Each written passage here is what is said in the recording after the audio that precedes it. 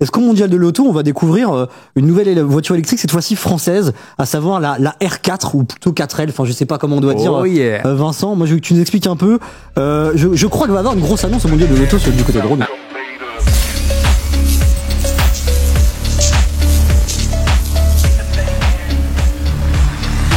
Moi, je l'attends vraiment de pied ferme. C'est un peu la version SUV de la R5 électrique, donc la Renault 5 e-Tech.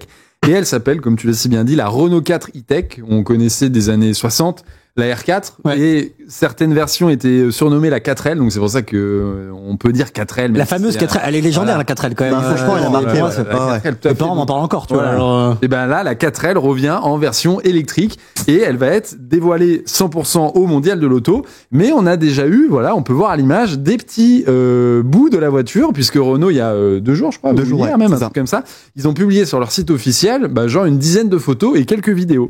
Donc voici les premières images, pas en exclusivité parce que elles ont déjà été sur la toile, mais voilà. Est-ce que on a la date exacte et l'heure exacte de la révélation de la fameuse R4 On a déjà des infos sur ça ou pas? Tout à fait. Le rendez-vous lundi 14 octobre. L'heure, je ne sais pas. Est-ce qu'on a l'heure? Je pense que oui. Ce sera à la conférence de presse. 10h, on m'a dit, mais je sais pas. À vérifier sur Internet. Est-ce que ça veut genre, tu vois, un truc en grande pompe avec genre, tu sais, le fameux voile sur la bagnole, c'est sûr. Il y aura la musique. Ils aiment bien faire ça au salon auto en général, avec la musique et tout. Il y a tout un événement. Là, c'est un événement, je suppose, pour Renault. Ouais, c'est un gros événement. Je suppose qu'ils vont mettre les bouchées doubles. Ah, mais clairement, parce qu'en fait, vu comme la R5 a grave plu, vraiment le grand public, tu vois.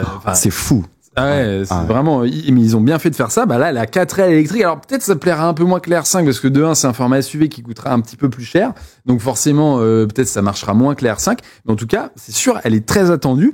Et pour l'instant, on n'a pas toutes les infos, mais on peut les deviner un petit peu. Donc, quand on dit on peut y deviner, il y a déjà des trucs en particulier à dire un peu sur la bagnole, ou alors des suggestions, des extrapolations. Un peu des deux. En fait, là, tu vois en image, elle a des détails qui sont repris de la 4L, enfin de la R4 originale. Okay. Là, on voit en vidéo, en fait, ça fait le avant-après un peu, où t'avais la 4L, enfin la R4 des années 60 et maintenant celle des années le redesign. Le redesign. Le néo. Donc elle reprend un petit peu, tu vois, à l'arrière là ce haillon avec la chute de pavillon qui est très marquée.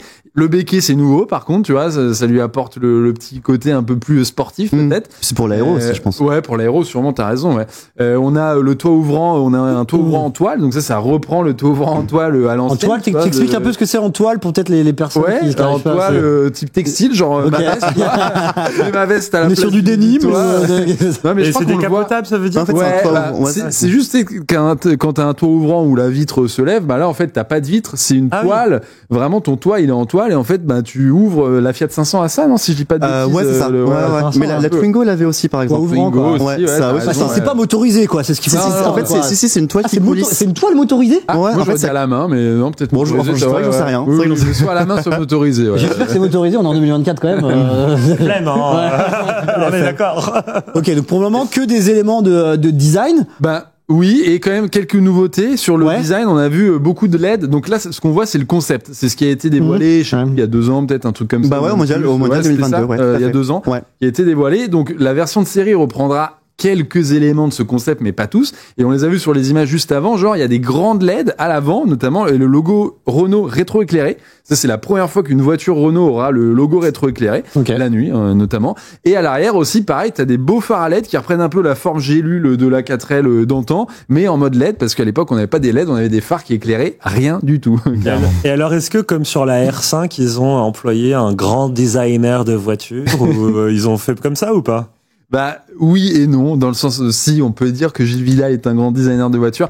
C'est le même en fait qui a dessiné la R5, c'est en effet Gilles Vidal. Oui, mais il le mettait pas mal en avant, je me souviens. Tout à fait. Là, je sais pas s'ils l'ont bien mis en avant, peut-être qu'ils le mettront en avant après. Et toi, JB, je sais que tu t'intéresses davantage au design que moi et t'as plus d'historique là-dedans, mais Gilles Vidal était chez Peugeot et s'est barré en 2020 de Peugeot pour aller chez Renault. Ah non, c'était beaucoup plus récent. En fait, effectivement, c'est le responsable du style Peugeot.